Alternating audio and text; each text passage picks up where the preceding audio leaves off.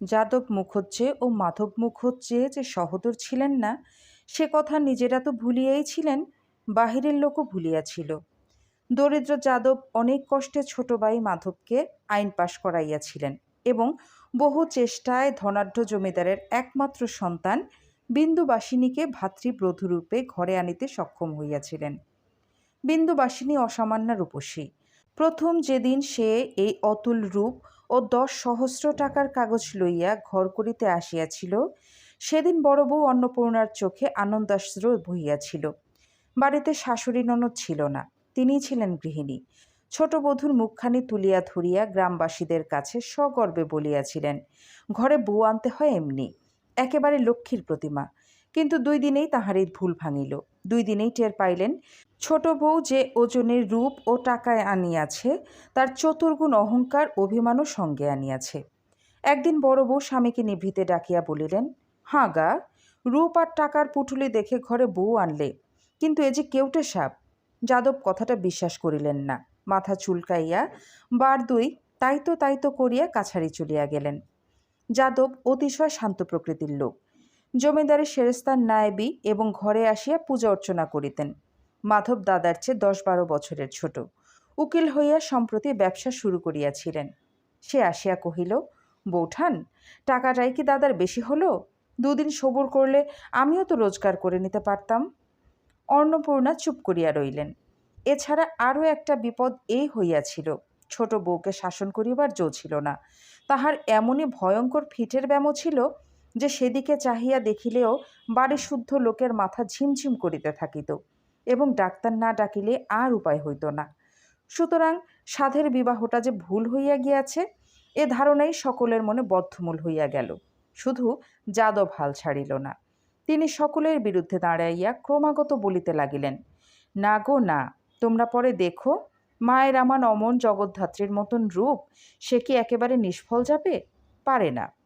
একদিন কি একটা কথার পরে ছোট বউ মুখ অন্ধকার করিয়া স্থির হইয়া বসিয়া আছে দেখিয়া ভয়ে অন্নপূর্ণার প্রাণ উড়িয়া গেল।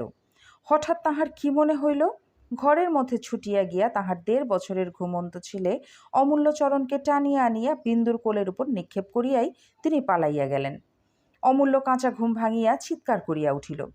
বিন্দু প্রাণপণ বলে নিজেকে সংবরণ করিয়া মূর্ছার কবল হইতে আত্মরক্ষা করিয়া ছেলে বুকে করিয়া ঘরে গেল। অন্নপূর্ণার আড়ালে দাঁড়াইয়া তাহা দেখিলেন এবং ফিটের ব্যামোর এ অমোঘ দৈব ঔষধ বাহির করিয়া পুলকিত হইলেন। সংসারের সমস্ত ভার অন্নপূর্ণার মাথায় ছিল বলিয়া তিনি ছেলে মানুষ করিতে পারিতেন না।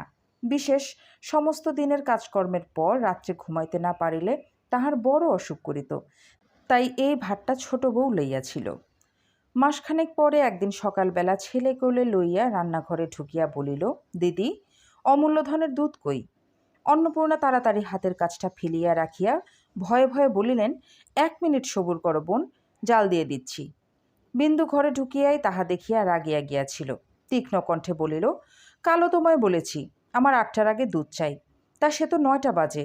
কাজটা তোমার যদি এতই ভারী ঠেকে দিদি, স্পষ্ট করে বললেই তো পারো, আমি অন্য উপায় দেখি।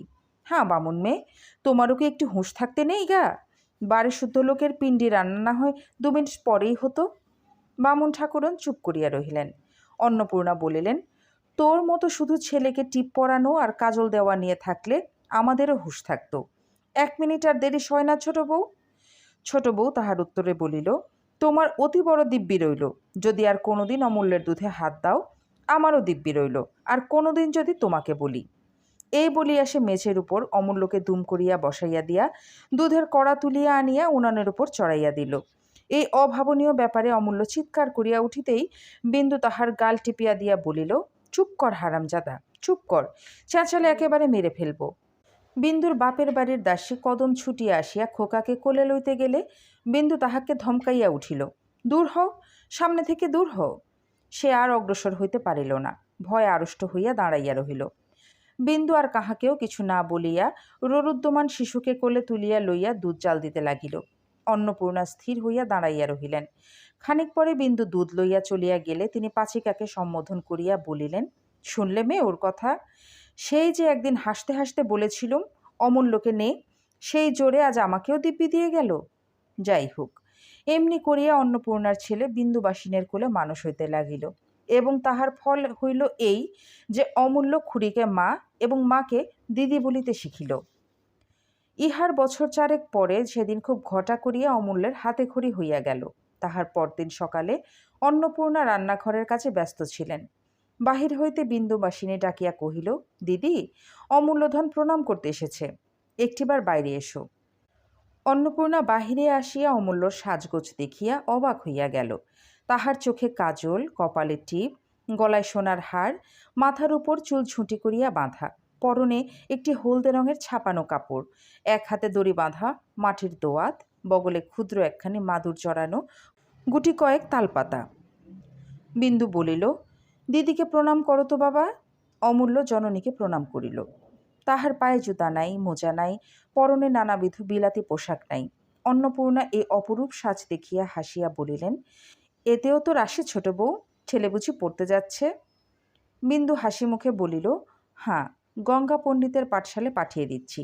আশীর্বাদ করো দিদি, আজকের দিন যেন ওর সার্থক হয়। চাকরের দিকে ফিরিয়া চাহিয়া বলিল, ভৈরব, পণ্ডিত মশাইকে আমার নাম করে বিশেষ করে বলে দিস, ছেলেকে আমার যেন কেউ মারধর না করে। দিদি, এই 5টা টাকা ধরো, বেশ করে একখানি সিঁড়ে সাজিয়ে টাকা কটি দিয়ে কদমের হাতে পাঠশালায় পাঠিয়ে দাও। বলিয়া সে গভীর স্নেহে চুমো খাইয়া ছেলেকে কোলে তুলিয়া লইয়া চলিয়া গেল। অন্নপূর্ণার 2 চোখ অশ্রু উচ্ছ্বসিত হইয়া উঠিল। তিনি বামুন ঠাকুরনকে উদ্দেশ্য করিয়া বলিলেন, ছেলে নিয়েই বেতে ব্যস্ত, তবু পেটে ধরেনি, তা না হলে না জানি ও কী করত। পাচিকা কহিল, সেজন্য ভগবান বোধহয় দিলেন না, 18-19 বছর বয়স তো হলো। কথাটা শেষ হইতে পাইল না। ছোট বউ একা ফিরিয়া আসিয়া বলিল, দিদি, বট ঠাকুরকে বলে আমাদের বাড়ির সামনে একটা পাঠশালা করে দেওয়া যায় না? আমি সমস্ত খরচ দেব। অন্নপূর্ণা হাসিয়া ফেলিলেন, বলিলেন, এখনও সে 2 পা যায়নি ছোট বউ, এর মধ্যে তোর মতলব ঘুরে গেল? না হয় তুইও জানা, পাঠশালায় গিয়ে বসে থাকবি। বিন্দু অপ্রতিভ হইয়া কহিল, মতলব ঘুরে নে দিদি, কিন্তু ভাবছি আড়ালে থাকা এক আর চোখের সামনে এক। পোড়োরা সব দুষ্ট ছেলে, ওকে ছোটটি পেয়ে যদি মারধর করে। অন্নপূর্ণা বলিলেন, করলেই বা, ছেলেরা মারামারি করেই, তাছাড়া সকলের ছেলেই সমান ছোট বউ, তাদের বাপ মার প্রাণ ধরে যদি পাঠশালে দিতে পারে, তুই পারবি না কেন? পরের সঙ্গে তুলনা করাটা বিন্দু একেবারেই পছন্দ করিত না, তাই বোধ করি মনে মনে অসন্তুষ্ট হইয়াছিল। তোমার এক কথা দিদি, ধরো কেউ যদি ওর চোখে কলমের খোঁচাই দেয়, তাহলে? অন্নপূর্ণা তাহার মনের ভাব বুঝিয়া হাসিয়া বলিলেন, তাহলে ডাক্তার দেখাবি? কিন্তু সত্যি বলছি তোকে, আমি তো 7 দিন 7 রাত ভাবলেও খোঁচাখুচির কথা মনে করতে পারতুম না। এত ছেলে পড়ে, কে কার চোখে কলমের খোঁচা দেয় তা তো শুনিনি। বিন্দু কহিল, তুমি শোনোনি বলেই কি এমন কাণ্ড হতে পারে না? দৈবাতের কথা কে বলতে পারে? আচ্ছা বেশ, তুমি তো একবার বলেই দেখো না, তারপর যা হয় হবে। অন্নপূর্ণা গম্ভীর হইয়া বলিলেন, যা হবে তা তো দেখতেই পাচ্ছি। তুই একবার যখন ধরেছিস, তখন কি আর না করে ছাড়বি? কিন্তু আমি এমন অনাছিষ্টি কথা মুখে আনতে পারবো না, আর তুইও তো কথা কস, নিজেই বলগে না। এবার বিন্দু রাগ করিল, বলিল, বলবই তো, এত দূরে রোজ রোজ আমি ছেলে পাঠাতে পারবো না, এতে কারুর ভালো লাগুক না লাগুক, আর ওতে ওর বিদ্যে হোক আর নাই হোক। হাঁ কদম, তোকে না বললুম সিদে দিয়ে আসতে, হাঁ করে দাঁড়িয়ে আছিস যে? তাহার ক্রুদ্ধ ভাব লক্ষ্য করিয়া অন্নপূর্ণা ব্যস্ত হইয়া বলিলেন, সিদে দিচ্ছি, একেবারে তো এত উতলা হোস না ছোট বউ। আচ্ছা, ছেলে কি তোর বড় হবে না? তুই কি চিরকাল তাকে আঁচল চাপা দিয়ে রাখতে পারবি? এটা ভাবিস না কেন? ছোট বউ সে কথার জবাব না দিয়া বলিল, কদম, সিদে দিয়ে গুরু মশাইয়ের পায়ের ধুলো একটু তার মাথায় দিয়ে ছেলেকে ফিরিয়ে নিয়ে আয়। তাকেও একবার বিকেলবেলা আসতে বলিস। যে বুঝবে না, তাকে আর বোঝাবো কি করে? বলছি, ছোটটি পেয়ে যদি কেউ ওকে মারধর করে, না, চিরকাল কি তুই আঁচল চাপা দিয়ে রাখতে পারবি? কি পারবো না পারবো সে পরামর্শ তো নিতে আসিনি। বলিয়া সে উত্তরের জন্য অপেক্ষা না করিয়া হন হন করিয়া চলিয়া গেল। অন্নপূর্ণা অবাক হয়ে দাঁড়াইয়া রহিলেন। কদম বলিল, আর দাঁড়িয়ে থেকো না মা, হয়তো এখনই আবার এসে পড়বেন। উনি যা ধরেছেন, বিধাতা পুরুষের সাধ্যি নেই যে তা রদ করেন।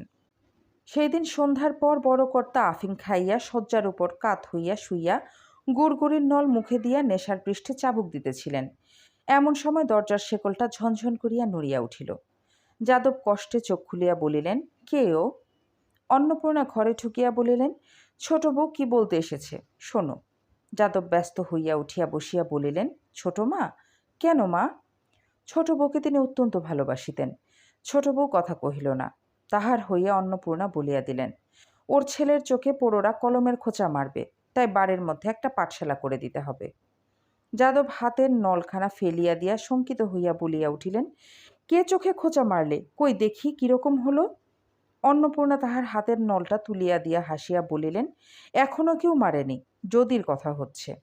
যাদব সুস্থির হইয়া বলিলেন, ও যদির কথা? আমি বলি বুঝি।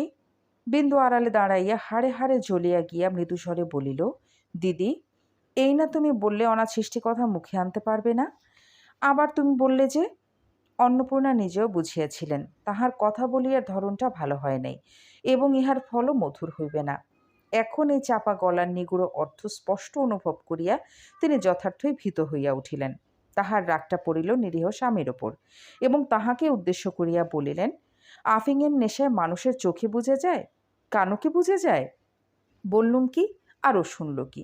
কই দেখি কীরকম হলো। আমি কি বলেছি তোমাকে অমূল্যর চোখ কানা করে দিয়েছে? আমার হয়েছে যেন সব দিকে জ্বালা। নির্বিরোধী যাদবের আফিংয়ের মদ ছুটিয়া যাইবার উপক্রম হইল। তিনি হতবুদ্ধি হইয়া গিয়া বলিলেন, কেন, কি হলো গো? অন্নপূর্ণা রাগিয়া গিয়া বলিলেন, যা হলো তা ভালোই। এমন মানুষের সঙ্গে কথা কইতে যাওয়ার ঝকমারি অধর্মের ভোগ বলিয়া সক্রোধে ঘর ছাড়িয়া চলিয়া গেলেন। যাদব বলিলেন, কি হয়েছে মা, খুলে বলো তো। বিন্দু দ্বারের অন্তরালে দাঁড়াইয়া আস্তে আস্তে বলিল, বাইরে গোলার ধারে একটি পাঠশালা হলে। যাদব বলিলেন, এ আর বেশি কথা কি মা, কিন্তু পড়াবে কে? বিন্দু কহিল, পণ্ডিত মশাই এসেছিলেন, তিনি মাসে 10 টাকা করে পেলে পাঠশালা তুলে আনবেন। আমি বলি, আমার সুদের জমা টাকা যেন সব খরচ দেওয়া হয়। যাদব সন্তুষ্ট হইয়া বলিলেন, বেশ তো মা, কালই আমি লোক লাগিয়ে দেব। গঙ্গারাম এইখানেই যদি তার পাঠশালা তুলে আনে সে তো ভালো কথা। ভাসুরের হুকুম পাইয়া বিন্দুর রাগ পড়িয়া গেল। সে হাসি মুখে রান্নাঘরে ঢুকিয়া দেখিল অন্নপূর্ণা মুখ ভার করিয়া বসিয়া আছেন এবং কাছে বসিয়া কদম হাত মুখ নাড়িয়া কি যেন ব্যাখ্যা করিতেছে। বিন্দুকে ঢুকতে দেখিয়াই সে পাংশু মুখে ওমা এই যে বলিয়া বক্তব্য শেষ করিয়া ফেলিল। বিন্দু বুঝিল তাহার কথাই হইতেছিল। সামনে আসিয়া বলিল, ওমা কি, তাই বল না। ভয়ে কদমের গলা কাঠ হইয়া গিয়াছিল। সে ঢকিলিয়া বলিল, না দিদি, এই কি না, বড় মা বললেন কি না, এই ধরো না কেন? বিন্দু রুক্ষস্বরে বলিল, ধরেছি, তুই কাজ করকে যা। কদম বিরক্তি না করিয়া উঠিয়া গিয়া বাঁচিল। তখন বিন্দু অন্নপূর্ণাকে কহিল, বড় গিন্নির পরামর্শদাতাগুলি বেশ, বড় ঠাকুরকে বলে ওদের মাইনে বাড়িয়ে দেওয়া উচিত। বিন্দু খুশি থাকিলে অন্নপূর্ণাকে দিদি বলিত, রাগিলে বড় গিন্নি বলিত। অন্নপূর্ণা জ্বলিয়া উঠিয়া বলিলেন, যা না, বলগে না, বড় ঠাকুর আমার মাথাটা কেটে নেবে। আর বড় ঠাকুরও তেমনি। সে তখনই শুরু করলো, কি মা, কি বলছো মা, ঠিক কথা মা, ঢের ঢের বরাত দেখেছি ছোট বউ, কিন্তু তোর মতো দেখিনি। কি কপাল নিয়েই না জন্মেছিলে মাইরি। বাড়ি শুদ্ধ সবাই যেন ভয়ে জড়সড়। বিন্দুর রাগ হইয়াছিল বটে। অন্নপূর্ণার কথার ভঙ্গিতে সে হাসিয়া ফেলিল, বলিল, কই, তুমি তো ভয় করো না। অন্নপূর্ণা বলিলেন, করি না আবার। তোমার রণচণ্ডী মূর্তি দেখিলে যার বুকের রক্ত জল হয়ে না যায় সে এখনো মায়ের পেটে আছে। কিন্তু অত রাগ ভালো নয় ছোট বউ। এখনো কি ছোটটি আছিস? ছেলে হলে যে এতদিনে 4-5 ছেলের মা হতিস। আর তোকেই বা দোষ দেব কি? ওই বুড়ো মিনসেই আদর করে তোর মাথা খেলে। বিন্দু বলিল, কপাল নিয়ে জন্মেছিলুম দিদি, সেই কথা তোমার মানি। ধন দৌলত আদল আহ্লাদ অনেকেই পায়, সেটা বেশি কথা নয়, কিন্তু এমন দেবতার মতো ভাসুর পেতে অনেক জন্ম জন্মান্তরের তপস্যার ফল থাকা চাই। আমার অদৃষ্ট দিদি, তুমি হিংসা করে আর কি করবে? কিন্তু আদর দিয়ে তিনি আমার মাথা খাননি। যদি আদর দিয়ে কেউ মাথা খেয়ে থাকে তো সে তুমি। অন্নপূর্ণা হাত নাড়িয়া বলিলেন, আমি? সেই কথা কারো বলবার জো নেই। আমার শাসন কড়া শাসন, কিন্তু কি করব, আমার কপাল মন্দ, কেউ আমাকে ভয় করে না। দাসী চাকরগুলো পর্যন্ত মুখের সামনে দাঁড়িয়ে সমানে ঝগড়া করে, যেন তারাই মনিব আর আমি দাসী বাঁধি। আমি তাই শুয়ে থাকি। অন্য কেউ হলে। তাহার উল্টাপাল্টা কথায় বিন্দু খিলখিল করিয়া হাসিয়া ফেলিল, বলিল, দিদি, তুমি সত্য যুগের মানুষ, কেন মরতে একালে এসে জন্মেছিলে? কই, আমার সঙ্গে তো কেউ ঝগড়া করে না। বলিয়া সহসা সম্মুখে আসিয়া হাঁটু গাড়িয়া বসিয়া 2 বাহু দিয়া অন্নপূর্ণার গলা জড়িয়া ধরিয়া বলিল, একটা গল্প বলো না দিদি। অন্নপূর্ণা রাগিয়া বলিলেন, যা সর যা। কদম ছুটিয়া আসিয়া বলিল, দিদি, অমূল্যধন জাতিতে হাত কেটে ফেলে কাঁদছে। বিন্দু তৎক্ষণাৎ গলা ছাড়িয়া দিয়া উঠিয়া দাঁড়াইয়া বলিল, পেলে কোথায়? তোরা কি করছিলি? আমি ও ঘরে বিছানা করছিলাম দিদি। জানিও না যে সে কখন ও বড় মার ঘরে ঢুকে। আচ্ছা, হয়েছে হয়েছে, যা, বলিয়া বিন্দু ঘর ছাড়িয়া চলিয়া গেল। খানিক পরে অমূল্যর আঙুলের ডগায় ভেজা ন্যাকড়ার পট্টি বাঁধিয়া কোলে করিয়া ফিরিয়া আসিয়া বলিল, আচ্ছা দিদি, কতদিন বলেছি তোমাকে ছেলেপুলের ঘরে জাঁতি টাতিগুলো সাবধান করে রেখো। তা? অন্নপূর্ণা আরও রাগিয়া গিয়া বলিলেন, কি কথা যে তুই বলিস ছোট বউ, তোর মাথা মুন্ডু নেই? কখন তোর ছেলে ঘরে ঢুকে হাত কাটবে বলে কি জাতির নোয়ার সিন্ধুকে বন্ধ করে রাখবো? বিন্দু বলিল, না, কাল থেকে ওকে দড়ি দিয়ে বেঁধে রাখবো, তাহলে আর ঢুকবে না, বলিয়া বাহির হইয়া গেল। অন্নপূর্ণা বলিলেন, শুনলি কদম, ওর জবরদস্তি কথাগুলো? জানতে গিয়া মানুষ সিন্ধুকে তুলে রাখে? কদম কি একটা বলিতে গিয়া হাঁ করিয়া থামিয়া গেল। বিন্দু ফিরিয়া আসিয়া বলিল, ফের যদি তুমি দাসী চাকরদের মধ্যস্থ মানবে তো সত্যি বলছি দিদি, তোমাকে ছেলে নিয়ে আমি বাপের বাড়ি চলে যাব। অন্নপূর্ণা বলিলেন, যা না যা, কিন্তু মাথা করে মরে গেলেও আমি আর ফিরিয়ে আনবার নামটি করব না, সে কথা মনে রাখিস। আমি আসতেও চাইনি, বলিয়া বিন্দু মুখ ভার করিয়া চলিয়া গেল। ঘণ্টা দুই পরে অন্নপূর্ণা দুম দুম করিয়া পা ফেলিয়া ছোট বউয়ের ঘরে আসিয়া ঢুকিলেন। ঘরের একধারে একটা ছোট টেবিলের উপর মাধবচন্দ্র মোকদ্দমার কাগজপত্র দেখিতেছিলেন এবং বিন্দু অমূল্যকে লইয়া খাটের উপর শুইয়া আস্তে আস্তে গল্প বলিতেছিল। অন্নপূর্ণা বলিলেন, খাবি আয়। বিন্দু বলিল, আমার খিদে নাই। অমূল্য তাড়াতাড়ি খুঁড়ির গলা ধরিয়া বলিল, ছোট মা খাবে না, তুমি যাও। অন্নপূর্ণা ধমক দিয়া বলিলেন, তুই চুপ কর, এই ছেলেটি হচ্ছে সকল নষ্টের গোড়া। কি আদুরে ছেলেই করছিস ছোট বউ, শেষে টের পাবি, তখন কাঁদবি আর বলবি, হ্যাঁ বলেছিলে বটে। বিন্দু ফিসফিস করিয়া অমূল্যকে শিখাইয়া দিল। অমূল্য চেঁচাইয়া বলিল, তুমি যাও না দিদি, ছোট মা রূপ কথা কইছে। অন্নপূর্ণা ধমকাইয়া বলিলেন, ভালো চাস তো আয় ছোট বউ, না হলে কাল তোদের দুজনকে না বিদায় করি তো আমার নামই অন্নপূর্ণা নয়, বলিয়া যেমন করিয়া আসিয়াছিলেন তেমনি করিয়া পা ফেলিয়া বাহির হইয়া গেলেন। মাধব জিজ্ঞাসা করিল, আজ আবার তোমাদের কি হলো? বিন্দু বলিল, দিদি লাগলে যা হয় তাই। আজ অপরাধের মধ্যে বলেছিলুম ছেলেপুলের ঘর, জাতি টাতিগুলো একটু সাবধান করে রেখো, তাই এত কাণ্ড হচ্ছে। মাধব বলিল, আর গোলমাল করো না, যাও। বৌঠান যেমন করে পা ফেলে বেড়াচ্ছেন, দাদা এখনই উঠে পড়বেন। বিন্দু অমূল্যকে কোলে তুলিয়া লইয়া রান্নাঘরে চলিয়া গেল। এক মায়ের দুই ছেলে জননীকে আশ্রয় করিয়া যেমন বাড়িয়া উঠিতে থাকে, দুটি মাতা তেমনি একটিমাত্র সন্তানকে আশ্রয় করিয়া আরও 6 বৎসর কাটাইয়া দিলেন। অমূল্য এখন বড় হইয়াছে, সে এন্ট্রান্স স্কুলের 2য় শ্রেণীতে পড়ে। ঘরে মাস্টার নিযুক্ত আছেন। তিনি সকালবেলা পড়াইয়া যাইবার পর অমূল্য খেলা করিতে বাহির হইয়াছিল। আজ রবিবার, স্কুল ছিল না। অন্নপূর্ণা ঘরে ঢুকিয়া বলিলেন, ছোট বউ, কি করি বলতো? বিন্দু তাহার ঘরের মেঝের উপরে আলমারি উজাড় করিয়া অমূল্যর পোশাক বাছিতেছিল। সে কাকার সহিত কোনো মক্কলের বাড়ির নিমন্ত্রণ রক্ষা করিতে যাইবে। বিন্দু মুখ না তুলিয়া বলিল, কিসের দিদি? তাহার মেজাজ কিছুটা অপ্রসন্ন। অন্নপূর্ণা রকমারি পোশাকের বাহার দেখিয়া অবাক হইয়া গিয়াছিলেন, তাই তাহার মুখের ভাবটা লক্ষ্য করিলেন না। কিছুক্ষণ নিঃশব্দে চাহিয়া থাকিয়া জিজ্ঞেস করিলেন, এ কি সমস্তই অমূল্যর পোশাক নাকি? বিন্দু বলিল, হাঁ। অন্নপূর্ণা বলিলেন, কত টাকাই না তুই অপব্যয় করিস, এর একটার দামে গরিবের ছেলের সারা বছরের কাপড় চোপড় হইতে পারে। বিন্দু বিরক্ত হইল, কিন্তু সহজভাবে বলিল, তা পারে, কিন্তু গরিবে বড় লোকে একটু তফাৎ থাকেই, সেই জন্য দুঃখ করে কি হবে দিদি? অন্নপূর্ণা বলিলেন, তা হোক বড়লোক, কিন্তু তোর সব কাজে একটু বাড়াবাড়ি আছে। বিন্দু মুখ তুলিয়া বলিল, কি বলতে এসেছো তাই বলো না দিদি, এখন আমার সময় নেই। তোমার সময় আর কখন থাকে ছোট বউ, বলিয়া তিনি রাগ করিয়া চলিয়া গেলেন। ভৈরব অমূল্যকে ডাকিয়া আনিতে গিয়াছিল। সে ঘণ্টাখানেক পরে খুঁজিয়া আনিল। বিন্দু জিজ্ঞাসা করিল, কোথা ছিলে এতক্ষণ?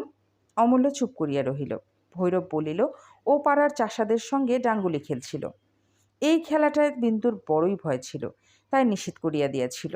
বলিল, ডাঙ্গুলি খেলতে তোমাকে মানা করেছি না? অমূল্য ভয়ে নীলবর্ণ হইয়া বলিল, আমি দাঁড়িয়েছিলুম, তারা জোর করে তোমাকে? আচ্ছা, এখন যাও, তারপরে হবে, বলিয়া তাহাকে পোশাক পরাইতে লাগিল। মাস 2 পূর্বে অমূল্যের পৈতা হইয়াছিল। সে ন্যাড়া মাথায় জরির টুপি পরিতে ভয়ঙ্কর আপত্তি করিল। কিন্তু বিন্দু ছাড়িবার লোক নয়, সে জোর করিয়া পড়াইয়া দিল। অমূল্য ন্যাড়া মাথায় জরির টুপি পরিয়া দাঁড়াইয়া কাঁদিতে লাগিল। মাধব ঘরে ঠুকিতে ঠুকিতে বলিলেন, ওর আর কত দেরি হবে গো?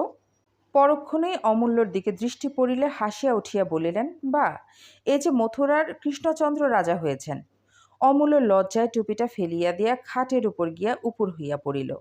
বিন্দু রাগিয়া উঠিল, বলিল, একে ছেলে মানুষ কাঁদছে, তার উপরে তুমি। মাধব গম্ভীর হইয়া বলিলেন, কাঁদিস নে অমূল্য, ওঠ। লোকে পাগল বলে তো আমায় বলবে, তুই আয়। ঠিক এই কথাটাই ইতিপূর্বে আর একদিন হইয়া গিয়াছিল এবং বিন্দু তাহাতে অত্যন্ত ক্রুদ্ধ হইয়াছিল। এই কথাটার পুনরাবৃত্তিতে সে হাড়ে হাড়ে জ্বলিয়া গিয়া বলিল, আমি সব কাজ পাগলের মতো করি না? বলিয়া উঠিয়া গিয়া অমূল্যকে তুলিয়া আনিয়া পাখার বাটের বাড়ি ঘা কতক দিয়া দামি মকমলের পোশাক টানিয়া টানিয়া খুলিয়া ফেলিতে লাগিল।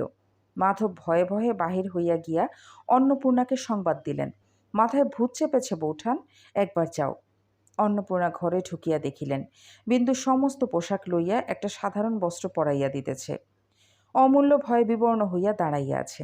অন্নপূর্ণা বলিলেন, বেশ তো হয়েছিল ছোট বউ, খুললি কেন? বিন্দু অমূল্যকে ছাড়িয়া দিয়া হঠাৎ গলায় আঁচল দিয়া হাত জোর করিয়া বলিল, তোমাদের পায়ে পড়ছি বড়গিন্নি, সামনে থেকে একটু যাও। তোমাদের 5 জনের মধ্যস্থতার জ্বালায় ওর প্রাণটাই মার খেয়ে যাবে। অন্নপূর্ণা বাক শূন্য হইয়া দাঁড়াইয়া রহিলেন। বিন্দু অমূল্যর একটা কান টানিয়া আনিয়া ঘরের এক কোণে দাঁড় করাইয়া দিয়া বলিল, যেমন বজ্জাত ছিলে তুমি, তেমন তোমার শাস্তি হওয়া চাই। সারাদিন ঘরে বন্ধ থাকো, দিদি বাইরে এসো, আমি দৌড় বন্ধ করব বলিয়া বাহিরে আসিয়া শিকল তুলিয়া দিল। বেলা তখন প্রায় 1টা বাজে। অন্নপূর্ণার থাকিতে না পারিয়া বলিল, হ্যাঁ ছোট বউ, সত্যিই আজ তুই অমূল্যকে খেতে দিবি নে? তার জন্য কি বাড়ি শুদ্ধ লোক উপোস করে থাকবে? বিন্দু জবাব দিল, বাড়ি শুদ্ধ লোকের ইচ্ছে।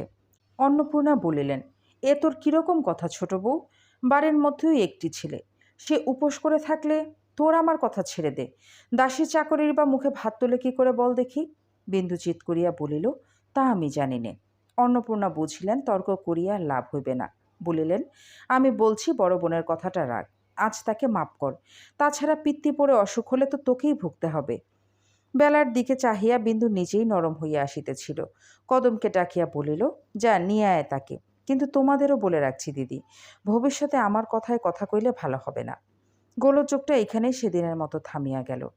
ছোট ভাইয়ের ওকালতিতে পসার হওয়ার পর হইতে যাদব চাকরি ছাড়িয়া দিয়া নিজের বিষয় আশয় দেখিতেছিলেন। ছোট বউর দরুন হাতে যে 10,000 টাকা ছিল, তাহাও সুতে খাটাইয়া প্রায় দ্বিগুণ করিয়াছিলেন। সেই টাকার কিয়দংশ লইয়া এবং মাধবের উপার্জনের উপর নির্ভর করিয়া তিনি গত বৎসর হইতে প্রায় পোয়াটাক পথ দূরে একখানি বড় রকমের বাড়ি ফাঁদিয়াছিলেন। দিন 10 হইল তাহা সম্পূর্ণ হইয়াছিল। কথা ছিল দুর্গাপূজার পরে ভালো দিন দেখিয়া সকলেই তথায় গিয়া উঠিয়া যাইবেন।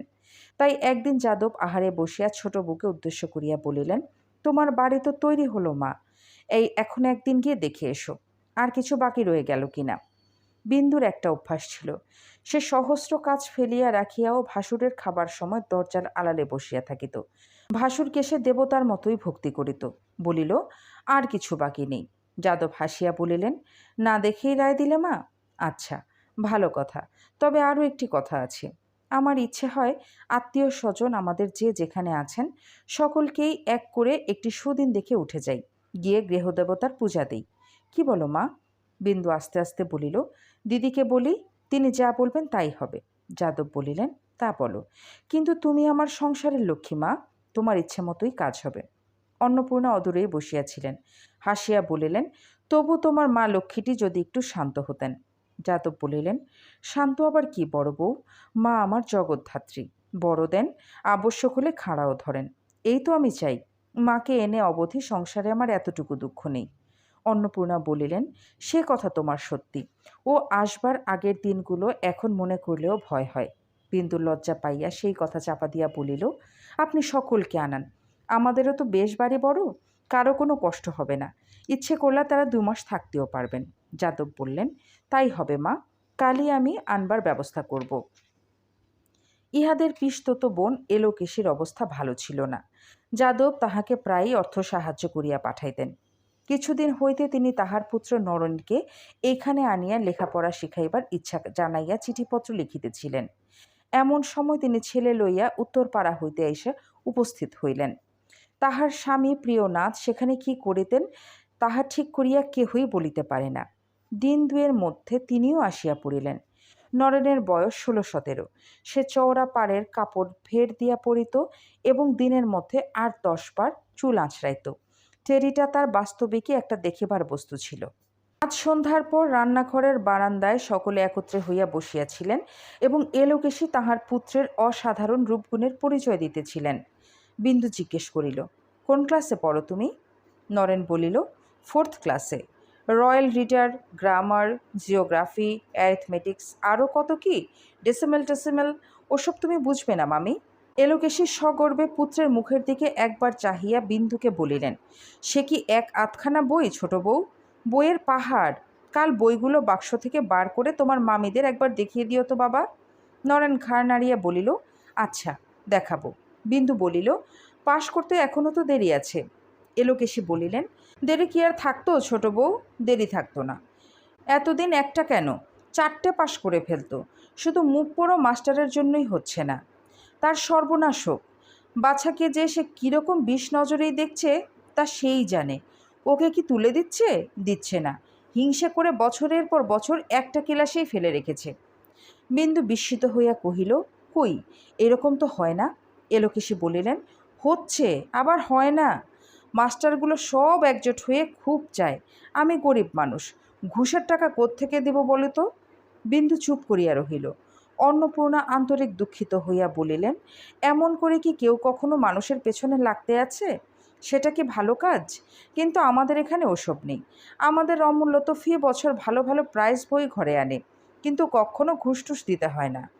এই সময় অমূল্য কোথা হইতে আসিয়া আস্তে আস্তে তাহার ছোট মার কোলে বুঝিয়া বসিল। আসিয়াই গলা ধরিয়া কানে কানে বলিল, কাল রবিবার ছোট মা, আজ মাস্টার মশাইকে যেতে বলে দাও না। বিন্দু হাসিয়া বলিল, এই ছেলেটিকে দেখছো ঠাকুরজি, একটা গল্প পেলে আর উঠবে না। কদম, মাস্টার মশাইকে বলে দে অমূল্য আজ পড়বে না। নরেন আশ্চর্য হইয়া বলিল, ও কিরে অমূল্য, অত বড় ছেলে এখনও মেয়ে মানুষের কোলে গিয়ে বসিস? বিন্দু হাসিয়া বলিল, শুধু এই বুঝি এখনও রাত্রিরে? অমূল্য ব্যাকুল হইয়া তাহার মুখে হাত চাপা দিয়া বলিল, বলো না ছোট মা, বলো না। বিন্দু বলিল না, কিন্তু অন্নপূর্ণা বলিয়া বলিলেন, এখনও ও রাত্রিরে ছোট মার কাছে শোয়। বিন্দু বলিল, শুধু শোয় দিদি, এখনও সমস্ত রাত্রির বাদুরের মতো আঁকড়ে ধরে ঘুমোয়। অমূল্য লজ্জায় তাহার ছোট মার বুকের মধ্যে মুখ লুকাইয়া রহিল। নরেন কহিল, ছি ছি, তুই কি রে, তুই ইংরাজি পড়িস? অন্নপূর্ণা বলিলেন, পড়ে বই কি, স্কুলে তো ওই ইংরাজিই পড়ে। নরেন বলিল, ইস, ইংরাজি পড়ে কই, ইঞ্জিন বানান করুক তো দেখি। তা আর করতে হয় না। এলোকেশী বলিলেন, ওসব শক্ত কথা, ও কি ছেলে মানুষ পারে? অন্নপূর্ণা বলিলেন, কই অমূল্য, বানান কর না। অমূল্য কিছুতেই মুখ তুলিল না। বিন্দু তাহার মাথাটা একেবারে বুকে চাপিয়া ধরিয়া বলিল, তোমরা সবাই মিলে ওকে লজ্জা দিলে ও কি আর বানান করে?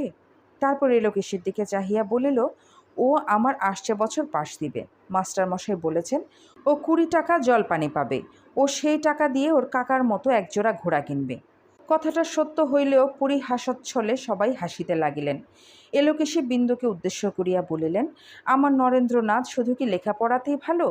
ও এমনই থিয়েটারের অ্যাক্ট করে যে লোকে শুনে আর চোখের জল ধরে রাখতে পারে না। সেই সীতা সে যে কীরকমটি করে বলেছিলি, একবার মামিদের শুনিয়ে দাও তো বাবা। নরেন তৎক্ষণাৎ হাঁটু গাড়িয়া বসিয়া হাত জোর করিয়া উচ্চ নাকে সুরে সুর করিয়া আরম্ভ করিয়া দিল, প্রাণেশ্বর কি কুক্ষণে দাসী তব। বিন্দু ব্যাকুল হইয়া উঠিল, ওরে থাম থাম, চুপ, বট ঠাকুর ওপরে আছেন। নরেন চমকিয়া চুপ করিল। অন্নপূর্ণা ওইটুকু শুনিয়াই মুগ্ধ হইয়া গিয়াছিলেন। বলিলেন, শুনিলেই বা কি, ঠাকুর দেবতার কথা, এ তো ভালো কথা ছোট বউ। বিন্দু বিরক্ত হইয়া বলিল, তবে শোনো তুমি ঠাকুর দেবতার কথা, আমরা উঠে যাই। নরেন বলিল, আচ্ছা তবে থাক, আমি সাবিত্রীর পাঠ করি। বিন্দু বলিল, না। এই কণ্ঠস্বর শুনিয়া এতক্ষণে অন্নপূর্ণার চৈতন্য হইল যে ব্যাপারটা অনেক দূর গিয়াছে এবং এইখানেই তাহার শেষ হইবে না। এলোকেশী নতুন লোক, তিনি ভেতরের কথা বুঝিলেন না। বলিলেন, আচ্ছা এখন থাক, পুরুষেরা বেরিয়ে গেলে সে একদিন দুপুরবেলা হতে পারবে। আহা, গান বাজনা কি কম শিখেছে? দয়মন্তীর সেই কেঁদে কেঁদে গানটি একবার বলিস তো বাবা, তোর মামিরা শুনলে আর ছাড়তেই চাইবে না। নরেন বলিল, এখনই বলবো? রাগে বিন্দুর সর্বাঙ্গ জ্বালা করিতেছিল, সে কথা কহিল না। অন্নপূর্ণা তাড়াতাড়ি বলিয়া উঠিলেন, না না, গান টান এখনে কাজ নেই। নরেন বলিল, আচ্ছা, গানটা আমি অমূল্যকে শিখিয়ে দেব, আমি বাজাতে জানি। ট্রেকেটা থাক, বাজনা বড় শক্ত মামি। আচ্ছা, এই পেতলের হাঁড়িটা একবার দাও তো, দেখিয়ে দেই। বিন্দু অমূল্যকে উঠিবার ইঙ্গিত করিয়া বলিল, যা অমূল্য, ঘরে গিয়ে পড়গে। অমূল্য মুগ্ধ হইয়া শুনিতেছিল, তাহার উঠিবার ইচ্ছা ছিল না। চুপি চুপি বলিল, আরও একটু বসো না ছোট মা। বিন্দু কোনো কথা না বলিয়া তাহাকে তুলিয়া নিয়া সঙ্গে করিয়া ঘরে চলিয়া গেল। সহসা সে কেন যে অমন করিয়া গেল, অন্নপূর্ণা তাহা বুঝিলেন, এবং পাছের সঙ্গদোষে অমূল্য বিগড়াইয়া যায়, এই ভয়ে নরেনের এইখানে থাকিয়া লেখাপড়াও যে সে পছন্দ করিবে না, ইহা সুস্পষ্ট বুঝিয়া তিনি উদ্বিগ্ন হইয়া উঠিলেন। বলিলেন, বাবা, তোমার ছোট মামির সামনে ওই একটো ট্যাক্টোগুলো আর করো না, ও রাগী মানুষ, ও ওসব ভালোবাসে না। এলোকে সে আশ্চর্য হইয়া জিজ্ঞাসা করিলেন, ছোট বউ ওসব ভালোবাসে না বুঝি, তাই অমন করিয়া উঠিয়া গেল বটে? অন্নপূর্ণা বলিলেন, হতেও পারে। আরও একটা কথা বাবা, তুমি খাবে দাবে পড়াশুনো করবে, যাতে মায়ের দুঃখ ঘুচে সেই চেষ্টা করবে। তুমি অমূল্যর সঙ্গে বেশি মেশো না বাবা, ও ছেলে মানুষ, তোমার চেয়ে অনেক ছোট। কথাটা এলোকেশির ভালো লাগিল না। বলিলেন, সে তো ঠিক কথা, ও গরিবের ছেলে, ও গরিবের মতোই থাকা উচিত। তবে যদি বলো তো বলি বড় বউ, অমূল্যটি তোমার কচি খোকা, আর আমার নরেনি বুঝি বুড়ো। এক আধ বছরের ছোট বড়কে তো আর বড় বলে না।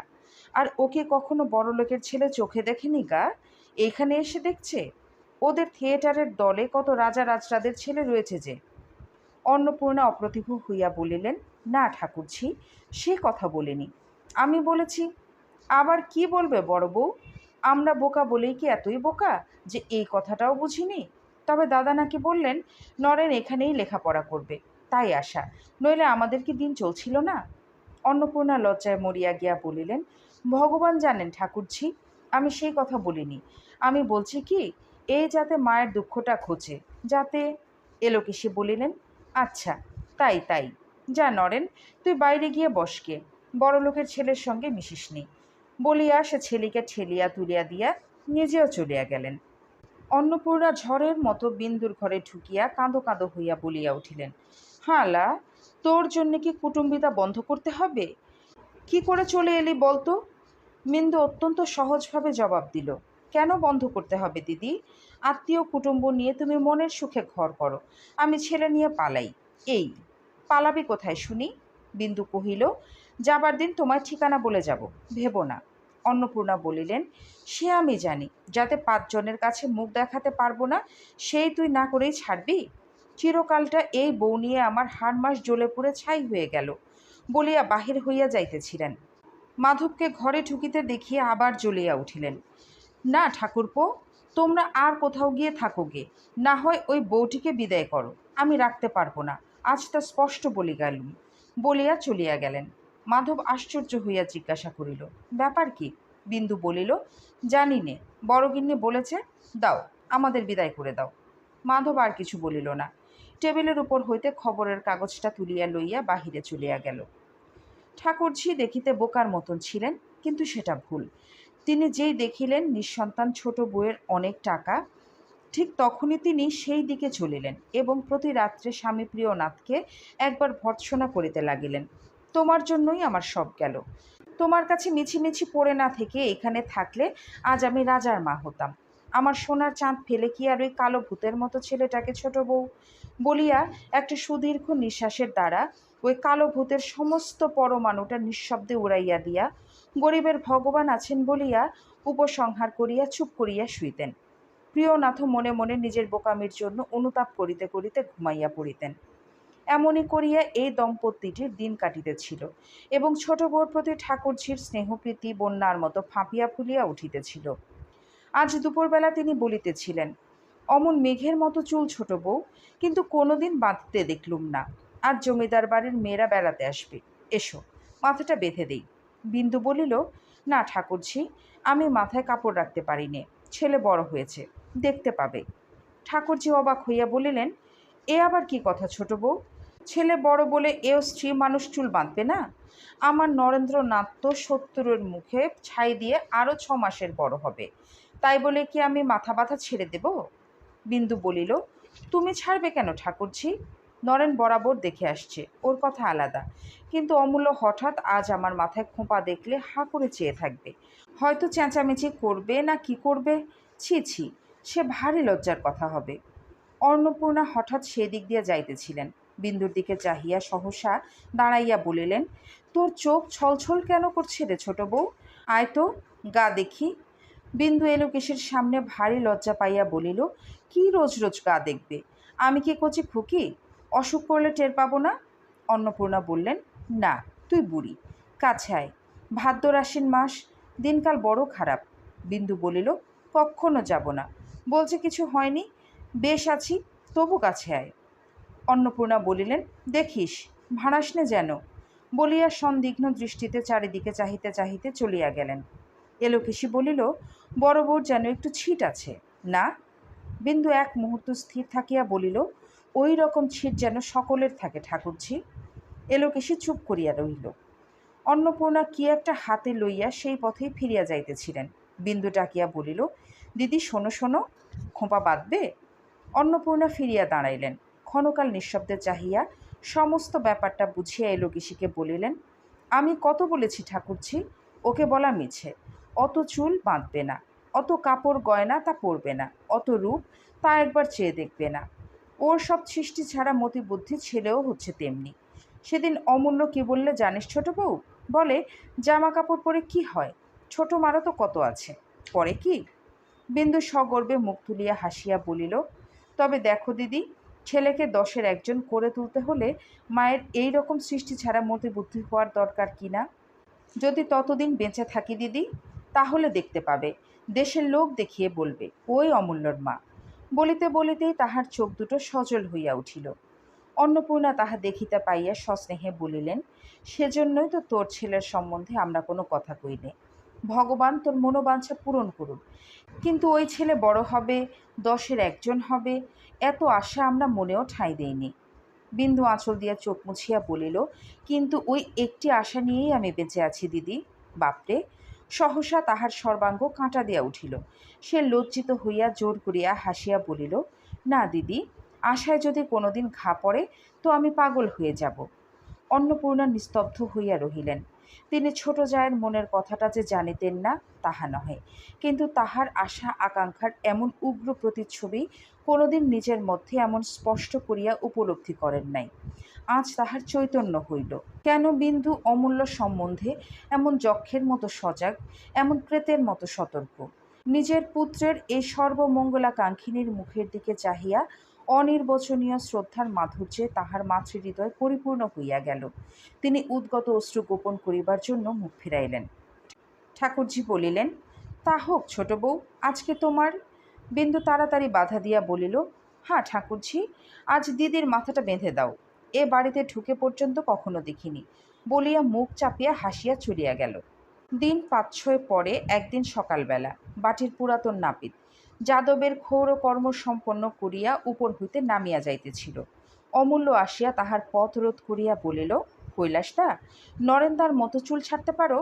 নাপিত আশ্চর্য হইয়া বলিল, না দাদা, ও আমার বাবা এলেও পারবে না। অমূল্য ছাড়িল না, সাহস দিয়া কহিল, এ শক্ত নয় কৈলাসদা, এইখানে 12 আনা, এইখানে 6 আনা। নাপিত নিষ্কৃতি লাভের আশায় উপায় করিয়া কহিল, আজ কি বার? তোমার ছোট মা হুকুম না দিলে তো ছাড়তে পারি নে দাদা।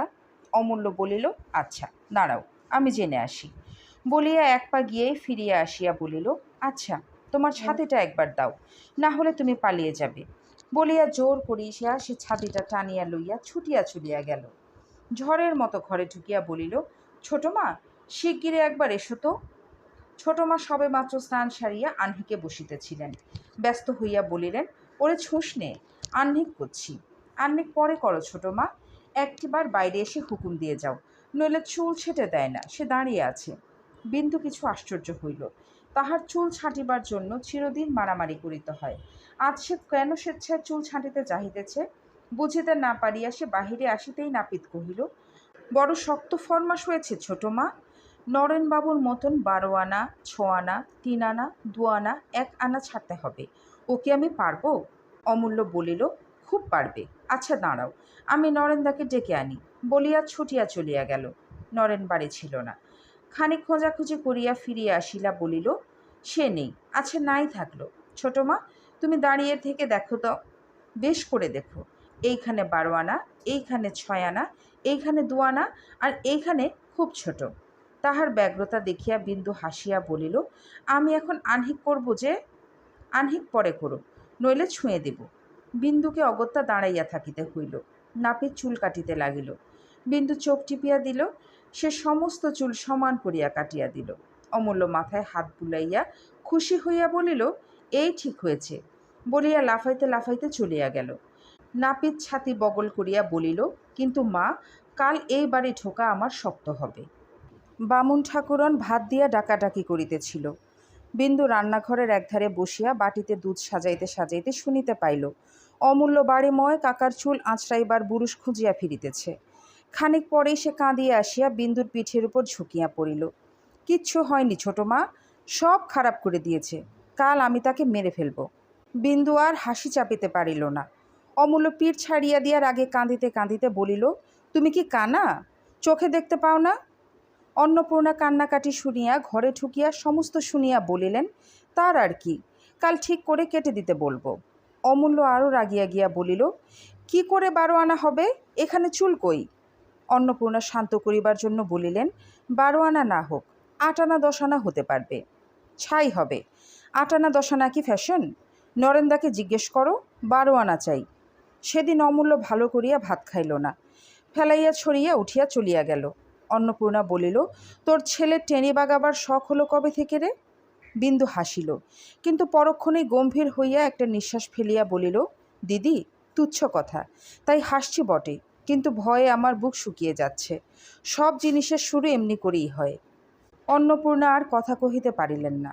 দুর্গাপূজা আসিয়া পড়িল। ও পাড়ার জমিদার বাড়িতে আমোদ আহ্লাদে প্রচুর আয়োজন হইয়াছিল। 2 দিন পূর্ব হইতেই নরেন তাহার মধ্যে মগ্ন হইয়া গেল। সপ্তমীর রাত্রে অমূল্য আসিয়া ধরিল, ছোট মা, যাত্রা হচ্ছে, দেখতে যাবে? ছোট মা বলিলেন, হচ্ছে না হবে রে? অমূল্য বলিল, নরেন্দা বলেছে 3টা থেকে শুরু হবে। এখন থেকে সমস্ত রাত্রিরে হিমে পড়ে থাকবি? সে হবে না, কাল সকালে তোর কাকার সঙ্গে যাস, খুব ভালো জায়গা পাবি। অমূল্য কাঁদো কাঁদো হইয়া বলিল, না, পাঠিয়ে দাও, কাকা হয়তো যাবেন না, হয়তো কত বেলায় যাবেন। বিন্দু বলিল, 3টে-4টের সময় যাত্রা শুরু হলে চাকর দিয়ে পাঠিয়ে দেব, এখন শো। অমূল্য রাগ করিয়া শয্যার এক প্রান্তে গিয়া দেওয়ালের দিকে মুখ ফিরাইয়া শুইয়া রইল। বিন্দু টানিতে গেল, সে হাত সরাইয়া দিয়া শক্ত হইয়া পড়িয়া রইল। তাহার পর কিছুক্ষণের নিমিত্তে সকলেই বোধ করে একটু ঘুমাইয়া পড়িয়াছিল। বাহিরের বড় ঘড়ির শব্দে অমূল্যের উদ্বিগ্ন নিদ্রা ভাঙিয়া গেল। সে উৎকর্ণ হইয়া গণিতে লাগিল, 1টা, 2টো, 3টা, 4টা। ধরফর করিয়া সে উঠিয়া বসিয়া বিন্দুকে সজোরে নাড়া দিয়া ডাকিয়া তুলিয়া বলিল, ওঠো ওঠো ছোট মা, 3টে-4টে বাজিয়া গেল। বাহিরের ঘড়িতে বাজিতে লাগিল 5টা, 6টা, 7টা, 8টা। অমূল্য কাঁদিয়া ফেলিল, বলিল, 7টা বেজে গেল, কখন যাব? বাহিরের ঘড়িতে তখনও বাজিতেছে 9টা, 10টা, 11টা, 12টা। বাজিয়া থামিল। অমূল্য নিজের ভুল বুঝিতে পারিয়া অপ্রতিভ হইয়া চুপ করিয়া শুইল। ঘরের ওধারের খাটের উপরে মাধব শয়ন করিত। চেঁচামেচিতে তাহারও ঘুম ভাঙিয়া গিয়াছিল। উচ্চ হাস্য করিয়া মাধব বলিল, অমূল্য, কি হলো রে? অমূল্য লজ্জায় সাড়া দিল না। বিন্দু হাসিয়া বলিল, ও যে করে আমাকে তুলেছে, ঘরে ধরে আগুন ধরে গেলেও মানুষ অমন করে তোলে না। অমূল্য নিস্তব্ধ হইয়া আছে দেখিয়া তাহার দয়া হইল। সে বলিল, আচ্ছা যা, কিন্তু কারোর সঙ্গে ঝগড়াঝাটি করিস নে। তারপর ভৈরবকে ডাকিয়া আলো দিয়া পাঠাইয়া দিল। পরদিন বেলা 10টার সময় যাত্রা শুনিয়া হৃষ্টচিত্তে অমূল্য ঘরে ফিরিয়া আসিয়া কাকাকে দেখাইয়া বলিল, কই গেলেন না আপনি? বিন্দু জিজ্ঞাসা করিল, কেমন দেখলি রে? বেশ যাত্রা ছোট মা। কাকা, আজ সন্ধ্যার সময় আবার চমৎকার খ্যামটা নাচ হবে। কলকাতা থেকে 2জন এসেছে, নরেন্দা তাদের দেখেছে, ঠিক ছোট মার মতো, খুব ভালো দেখতে। তারা নাচবে, বাবাকে বলেছি। বেশ করেছ, বলিয়া মাধব হো হো করিয়া হাসিয়া উঠিল। রাগে বিন্দুর সমস্ত মুখ আরক্ত হইয়া উঠিল।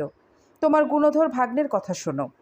অমূল্যকে বলিল, তুই একবারও আর ওখানে যাবি না, হারামজাদা বজ্জাত, কে বললে আমার মতো? নরেন? অমূল্য ভয়ে ভয়ে বলিল, হ্যাঁ, সে দেখেছে যে। কই নরেন? আচ্ছা, আসুক সে। মাধব হাসি দমন করিয়া বলিল, পাগল তুমি। দাদা শুনছেন, আর গোলমাল করো না। কাজেই বিন্দু কথাটা নিজের মধ্যে পরিপাক করিয়া রাগে পুড়িতে লাগিল। সন্ধ্যার প্রাককালে অমূল্য আসিয়া অন্নপূর্ণাকে ধরিয়া বসিল। দিদি, পূজা বাড়িতে নাচ দেখতে যাব? দেখে এখনই ফিরে আসব। অন্নপূর্ণা কাজে ব্যস্ত ছিলেন, বলিলেন, তোর মাকে জিজ্ঞেস করগে। অমূল্য জিদ করিতে লাগিল, না দিদি, এখনই ফিরে আসব, তুমি বলো যাই। অন্নপূর্ণা বলিলেন, না রে না, সে রাগে মানুষ, তাকে বলে যা। অমূল্য কাঁদিতে লাগিল, কাপড় ধরিয়া টানাটানি করিতে লাগিল। তুমি ছোট মাকে বলো না আমি নরেন্দার সঙ্গে যাই, এখনই ফিরে আসব। অন্নপূর্ণা বলিলেন, সঙ্গে যদি যাস তো। অমূল্য কথাটা শেষ করিবারও সময় দিল না, এক দৌড়ে বাহির হইয়া গেল। ঘণ্টাখানেক পরে অন্নপূর্ণার কানে গেল, বিন্দু খোঁজ করিতেছে। তিনি চুপ করিয়া রহিলেন। খোঁজাখুঁজি ক্রমেই বাড়িতে লাগিল। তখন তিনি বাহিরে আসিয়া বলিলেন, কি নাচ হবে নরেনের সঙ্গে তাই দেখতে গেছে, এখনই ফিরে আসবে, তোর কোনো ভয় নেই।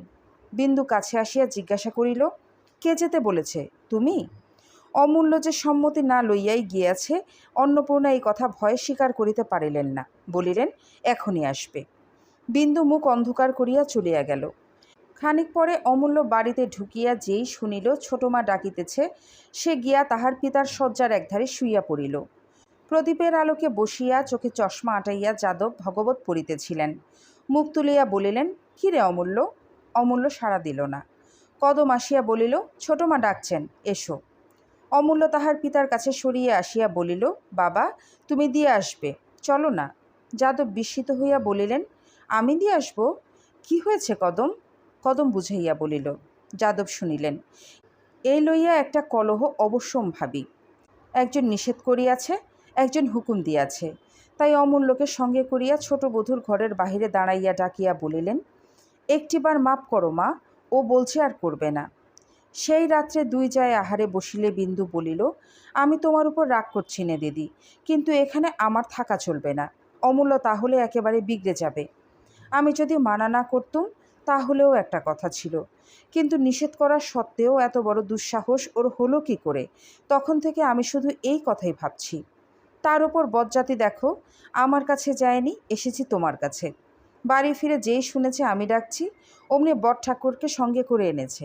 না দিদি, এতদিন এসব ছিল না, আমি বরং কলকাতায় বাসা ভাড়া করে থাকব। সেও ভালো, কিন্তু এক ছেলে বয়ে যাবে, তাকে নিয়ে সারা জীবন চোখের জলে ভাসতে পারবো না।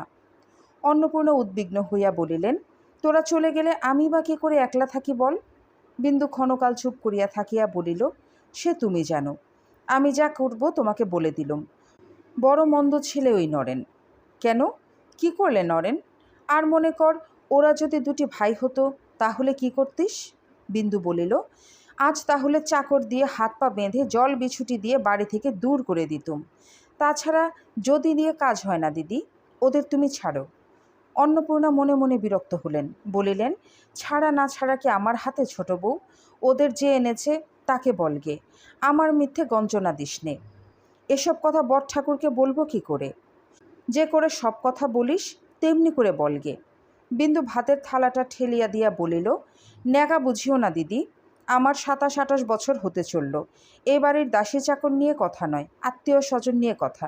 তুমি বেঁচে থাকতে এসব কথায় কথা বলতে গেলে বট ঠাকুর রাগ করবেন না? অন্নপূর্ণা বলিলেন, রাগ নিশ্চয়ই করবেন, কিন্তু আমি বললে আমার মুখ দেখবেন না। হাজার হই আমরা পর, ওরা ভাই বোন, সেটা দেখিস না কেন? তাছাড়া আমি বুড়ো মাগি, এই তুচ্ছ কথা নিয়ে নেচে বেড়ালে লোকে পাগলা বলবে না? বিন্দু ভাতের থালাটা হাত দিয়ে আরও খানিকটা ঠেলিয়া দিয়া গুম হইয়া বসিয়া রইল। অন্নপূর্ণা বুঝিলেন, সে কেবল ভাসুরের ভয়ে চুপ করিয়া গেল। বলিলেন, হাত তুলে বসে রইলি, ভাতের থালাটা কী অপরাধ করলে? বিন্দু হঠাৎ নিঃশ্বাস ফেলিয়া বলিল, আমার খাওয়া হয়ে গেছে। অন্নপূর্ণা তাহার ভাব দেখিয়া আর জিদ করিতে সাহস করিলেন না। শুইতে গিয়া বিন্দু বিছানায় অমূল্যকে দেখতে না পাইয়া ফিরে আসিয়া বলিল, গেল কোথায়? অন্নপূর্ণা বলিলেন, আজ দেখছি আমার বিছানায় শুয়ে ঘুমোচ্ছে। যাই, তুলে দেই গে। না না, থাক, বলিয়া বিন্দু মুখ অন্ধকার করিয়া চলিয়া গেল। অর্ধেক রাত্রে বিন্দুর সতর্ক নিদ্রা অন্নপূর্ণার ডাকে ভাঙিয়া গেল। কি দিদি? অন্নপূর্ণা বাহির হইতে বলিলেন, দোর খুলে তোর ছেলে নে, এত বজ্জাতি আমার বাবা এসেও সইতে পারবে না। বিন্দু দোর খুলিয়া দিল। তিনি অমূল্যকে সঙ্গে করিয়া ঘরে ঢুকিয়াই বলিলেন, ঢের হারামজাদা ছেলে দেখেছি ছোট বউ, এমনটি দেখিনি। রাত্রির 2টো বাজে, একবার চোখের পাতা এক করতে দিলে না। এই বলে মশা কামড়াচ্ছে, এই বলে আমি জল খাবো, বলে বাতাস করো। না ছোট বউ, আমি সমস্ত দিন খাটি খুঁটি, রাত্রির একটু ঘুমোতে না পারলে তো বাঁচি নে। বিন্দু হাসিয়া হাত বাড়াতে অমূল্য তাহার ক্রোড়ের ভেতর গিয়া ঢুকিল এবং বুকের উপর মুখ রাখিয়া 1 মিনিটের মধ্যে ঘুমাইয়া পড়িল। মাধব ওদিকে বিছানা হইতে পরিহাস করিয়া কহিল, শখ মিটল বৌঠান? অন্নপূর্ণা বলিলেন, আমি শখ করিনি ভাই, ইনি নিজের মারের ভয়ে ওখানে গিয়ে ঢুকেছেন। তবে আমারও শিক্ষা হলো বটে। আর কি ঘেন্নার কথা ঠাকুরপো, আমাকে বলে কি না তোমার কাছে শুতে লজ্জা করে। 3জনেই হাসিয়া উঠিল। অন্নপূর্ণা বলিলেন, আর না, যাই একটু ঘুমাই গে, বলিয়া চলিয়া গেলেন। দিন 10 পরে বিন্দুর বাপমা তীর্থযাত্রার সময় করিয়া মেয়েকে একবার দেখিবার জন্য পালকি পাঠাইয়া দিয়াছিলেন। বিন্দু বড় জায়ের অনুমতি লইয়া 2-3 দিনের জন্য অমূল্যকে লুকাইয়া বাপের বাড়ি যাইবার জন্য উদ্যোগ করিতেছিল। এমন সময় বই বগলে করিয়া স্কুলের জন্য প্রস্তুত হইয়া অমূল্য আসিয়া উপস্থিত হইল। অনতিপূর্বে সে বাহিরের পথের ধারে পালকি দেখিয়া আসিয়াছিল। এখন হঠাৎ পায়ের দিকে নজর পড়িতেই সে থমকিয়া দাঁড়াইয়া পড়িয়া বলিল, পায়ে আলতা পড়েছ কেন ছোট মা? অন্নপূর্ণা উপস্থিত ছিলেন, হাসিয়া ফেলিলেন। বিন্দু বলিল, আজ পড়তে হয়। অমূল্য বারবার আপাদমস্তক নিরীক্ষণ করিয়া বলিল, গায়ে তো গয়না কেন? অন্নপূর্ণা মুখে আঁচল দিয়া বাহির হইয়া গেলেন। বিন্দু হাসি চাপিয়া বলিল, কবে তোর বউ এসে পড়বে বলে আমাদের কাউকে কিছু পড়তে নেই রে, যা স্কুলে যা। অমূল্য কথা কানে না তুলিয়া বলিল, দিদি অত হাসছে কেন? আমি তো আজ স্কুলে যাব না, তুমি কোথায় যাবে? বিন্দু বলিল, তাই যদি যাই তোর হুকুম নিতে হবে নাকি? আমিও যাব, বলিয়া সে বই লইয়া চলিয়া গেল। অন্নপূর্ণা ঘরে ঢুকিয়া বলিলেন, ও কি অত সহজে স্কুলে যাবে? মনে করিস নে। কিন্তু কি শেয়ানা দেখছিস, বলে আলতা পড়েছ কেন, গায়ে এত গয়না কেন? কিন্তু আমি বলি নিয়ে যা, নইলে ফিরে এসে তোকে দেখতে না পেলে ভারী হাঙ্গামা করবে। বিন্দু বলিল, তুমি কি মনে করো দিদি, সে স্কুলে গেছে? কক্ষনো না, কোথাও লুকিয়ে বসে আছে, দেখো ঠিক সময়ে হাজির হবে। ঠিক তাহাই হইল, সে লুকাইয়াছিল। বিন্দু অন্নপূর্ণার পায়ের ধুলা লইয়া পালকিতে উঠিবার সময় কোথা হইতে বাহির হইয়া তাহার আঁচল ধরিয়া দাঁড়াইল। 2 জায়ে হাসিয়া উঠিলেন। অন্নপূর্ণা বলিলেন, যাবার সময় আর মারধর করিস নে, নিয়ে যা। বিন্দু বলিল, তা যেন গেলুম দিদি, কিন্তু কোথাও যেন আমার পা নড়াবার জো নেই, এই বড় বিপদের কথা। অন্নপূর্ণা বলিলেন, যেমন করেছিস তেমনই তো হবে। অমূল্য, থাক না 2 দিন আমার কাছে। অমূল্য মাথা নাড়িয়া বলিল, না না, তোমার কাছে থাকতে পারবো না, বলিয়া সে পালকিতে গিয়া বসিল। বিন্দু বাপের বাড়ি থেকে ফিরিয়া আসিবার দিন 10 পরে একদিন মধ্যাহ্নে অন্নপূর্ণা তাহার ঘরে ঢুকিতে ঢুকিতে বলিলেন, ছোট বউ। ছোট বউ একরাশ ময়লা জামা কাপড় সম্মুখে স্তূপ করিয়া বসিয়াছিল। অন্নপূর্ণা বলিলেন, ধোপা এসেছে? ছোট বউ কথা কহিল না। অন্নপূর্ণা এবার তাহার মুখের ভাব লক্ষ্য করিয়া ভয় পাইলেন। উদ্বিগ্ন হইয়া জিজ্ঞাসা করিলেন, কি হয়েছে রে? বিন্দু আঙুল দিয়া ছোট ছোট টুকরো পোড়া সিগারেট দেখাইয়া দিয়া বলিল, অমূল্যর জামার পকেট থেকে বেরুল। অন্নপূর্ণা নির্বাক হইয়া দাঁড়াইয়া রইলেন। বিন্দু সহসা কাঁদিয়া ফেলিয়া বলিল, তোমার 2টি পায়ে পড়ি দিদি, ওদের বিদায় করো, না হয় আমাদের কোথাও পাঠিয়ে দাও। অন্নপূর্ণা জবাব দিতে পারিলেন না। আরও কিছুক্ষণ নিঃশব্দে দাঁড়াইয়া থাকিয়া চলিয়া গেলেন। অপরাহ্নে অমূল্য স্কুল হইতে ফিরিয়া খাবার খাইয়া খেলা করিতে গেল। বিন্দু একটি কথাও বলিল না। ভৈরব চাকর নালিশ করিতে আসিল। নরেনবাবু বিনা দোষে তাহাকে চপেটাঘাত করিয়াছে। বিন্দু বিরক্ত হইয়া বলিল, দিদিকে বলগে। আদালত হইতে ফিরিয়া আসিয়া মাধব কাপড় ছাড়িতে ছাড়িতে কি একটা ক্ষুদ্র পরিহাস করিতে গিয়া ধমক খাইয়া চুপ করিল। অদৃশ্যে যে কত বড় ঝড় ঘনাইয়া উঠিতেছে বাড়ির মধ্যে তাহা কেবল অন্নপূর্ণাই টের পাইলেন। উৎকণ্ঠায় সন্ধ্যাটা ছটফট করিয়া এক সময় নির্জনে পাইয়া ছোট বউয়ের হাতখানি ধরিয়া ফেলিয়া মিনতির স্বরে বলিলেন, হাজার হোক, সে তোরই ছেলে, এইবারটি মাপ কর, বরং আড়ালে ডেকে ধমক দে।